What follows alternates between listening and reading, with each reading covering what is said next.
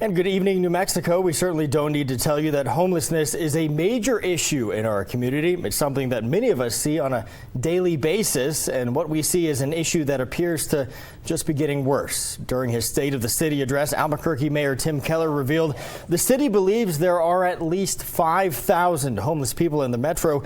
That's almost twice as much as local nonprofits had estimated just earlier this year. For years now, city leaders championed the long-awaited Gateway Center as their top solution, but construction issues are still causing delays there, and Mayor Keller made it clear during his speech the city will need even more resources to address homelessness. Let's send it out now to Griffin Rushton near I-40 in San Mateo, where city leaders have big plans for yet another old hotel. Griffin. Yeah, they sure do, Trevor. I'm standing in front of the old San Mateo Inn. It's tucked right behind the Denny's on San Mateo. And you know, many of you probably drive past this building every day and don't think much about it. But work is already underway to convert this old hotel into the city's first major Gateway Center expansion.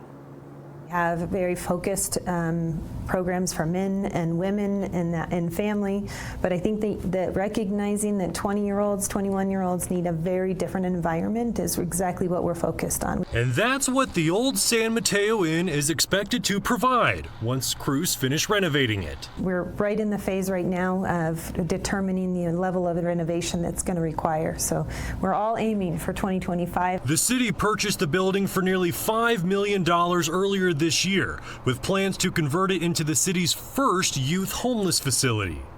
That's after a recent report found a significant group of 15 to 25-year-olds experiencing homelessness never utilized the city's existing resources. A lot of our young adults do not access adult-based services because they don't consider themselves necessarily to be adults, even though they're 18, 19. But that doesn't mean facilities like the West Side Shelter are the right place for them either. They're at a stage in their life that they need different types of support, and if we have a dedicated location for them, we can ensure that they have appropriate supports. That's the big idea behind the city's Gateway Center expansion plan, a network of 5 different facilities providing specific resources for specific groups. The original Gateway Center will provide navigational services for women and men.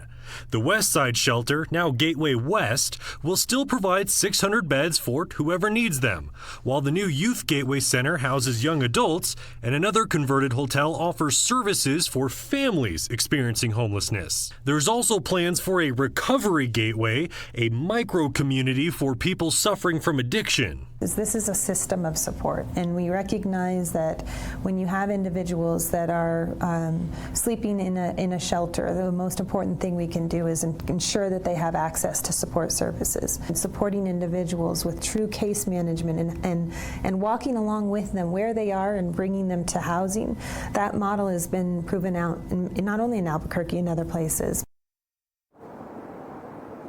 City leaders say the new Youth Gateway Center is expected to be able to house between 30 and 50 young adults per night. And by this time next year, officials are predicting that their entire gateway system is going to be able to help up to 1,500 people a night. But that is, of course, if all these new projects meet their deadlines.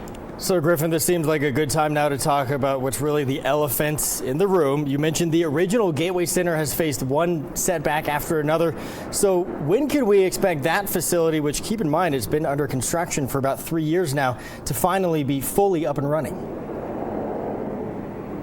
Well, hopefully by next summer. The city's chief administrative officer says there's already more than 300 people utilizing the Gateway Center right now, and a new sobering center is expected to open this fall, along with a navigation center for men in the winter, and of course a navigation center for women is already open. Now, of course, we've seen more delays than grand openings over the years, and with an estimated $70 million price tag that's split between the city, state, and feds, it's easy to assume the worst about this project, but city leaders are still asking the community to think about the big picture. We really need the community to believe in this model and get out behind us in the sense that this is the place that we are investing to ensure that people have the support they need to move them from unhoused and living on the street through support services and moving them towards the opportunity to be housed. Yeah, city leaders say we can expect even more announcements about the Gateway Center this fall. Trevor?